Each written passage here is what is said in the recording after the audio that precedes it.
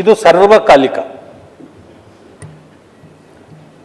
ಜಾತಿಗಳು ಹೋಗಬೇಕು ಅಂತ ನಾವೆಲ್ಲರೂ ಮಾತಾಡ್ತೇವೆ, ನಿಜ. ಆದರೆ ಹೀಗೇಗಿದೆ ಅಂತಂದ್ರೆ, ಕರಪ್ಷನ್ ಅಂದ್ರೆ ಎಲ್ಲಿದೆ ಕರಪ್ಷನ್ನು? ಎಲ್ಲ ಕಡೆಯಲ್ಲೂ ಕರಪ್ಷನ್ ಇದೆ. ಅಧಿಕಾರಿಗಳಲ್ಲಾಗಲಿ, ರಾಜಕಾರಣಿಗಳಾಗಲಿ, ಬೇರೆ ಸಮಾಜದಲ್ಲಾಗಲಿ ಕರಪ್ಷನ್ ಇದೆ. ಅದು ಎಲ್ಲಿ ಹುಟ್ಟಿತು, ಎಲ್ಲಿ ಸತ್ತಿಲ್ಲ, ಹುಟ್ಟಿದೆ, ಅಲ್ಲಿ ಇದೆ ಅಷ್ಟೇ. ಆದರೆ ನೀವು ನೋಡಿಬೇಕಾದ್ರೆ ರಾಜಕಾರಣಿ ಯಾರಾದರೂ ಕರಪ್ಷನಲ್ಲಿ ಸಿಕ್ಕಾಕೊಂಡ್ಬಿಟ್ರೆ ಪ್ರತಿಯೊಬ್ಬರೂ ಅವರ ವಿರುದ್ಧ ಮಾತಾಡ್ತಾರೆ, ಕರಪ್ಷನ್ ಮಾಡೋರು ಮಾತಾಡ್ತಾರೆ.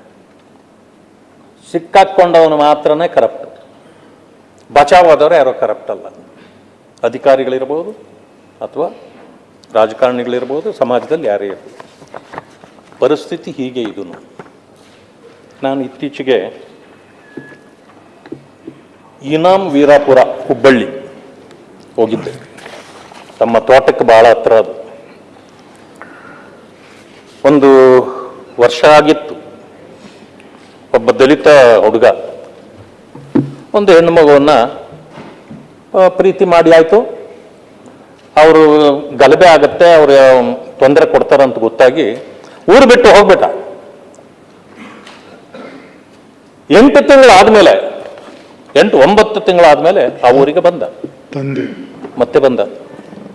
ಅಷ್ಟೊತ್ತಿಗೆ ಆ ಹೆಣ್ಣು ಮಗು 7 ತಿಂಗಳ ಗರ್ಭಿಣಿ. ಊರಿಗೆ ಬಂದಿದ್ದೇ ತಡ. ತಂದೆ ಮತ್ತು ಅವರ ಸಹಚರರು ಎಲ್ಲರೂ ಹೋಗಿ ಮನೆ ನುಗ್ಗಿ ಕೊಂದು ಬಿಟ್ರು. ಮರ್ಯಾದಾ ಹತ್ಯೆ. ಮೊನ್ನೆ ವಿಶ್ವನಾಥ್ ಜಿ ಅವರು ಈಗ ಹೇಳಿದ್ರು, ನಾನು ಆಗ್ಲೇ ಅವ್ರ ಹತ್ರ ಚರ್ಚೆ ಮಾಡ್ತಿದ್ದೆ. ಬಹುಶಃ ಈ ದೇಶದಲ್ಲಿ ನಾವೆಲ್ಲರೂ ಜಾತಿವಾದಿ ಅಂತ ಬೈಯೋದು ಯಾರನ್ನಂತಂದ್ರೆ ಬ್ರಾಹ್ಮಣರನ್ನೇ.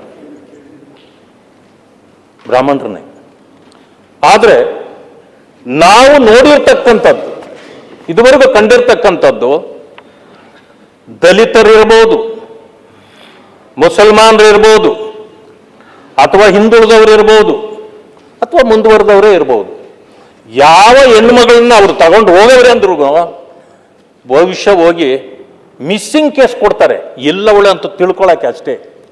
ಬಟ್ ಎಲ್ಲೋ ಇದ್ದಾಳೆ ಅಂತಂದ್ರೆ ಬಹಳ ಸಂತೋಷ, ಎಲ್ಲೋ ಒಂದು ಕಡೆ ಬದುಕಲಪ್ಪ ಅನ್ನೋದನ್ನು ನೋಡಿದ್ದೀವಿ ಹೊರತು, ಆದರೆ ಅವ್ರನ್ನ ಹೋಗಿ ಮತ್ತೆ ಕೊಂದಿದ್ದಾಗ್ಲಿ, ಅವ್ರಿಗೆ ತೊಂದರೆ ಕೊಟ್ಟಿದ್ದಾಗ್ಲಿ ನಾವೇನು ಗಮನಿಸಿಲ್ಲ. ಆದರೆ ಬಡತನದಲ್ಲೇ ಇರಲಿ,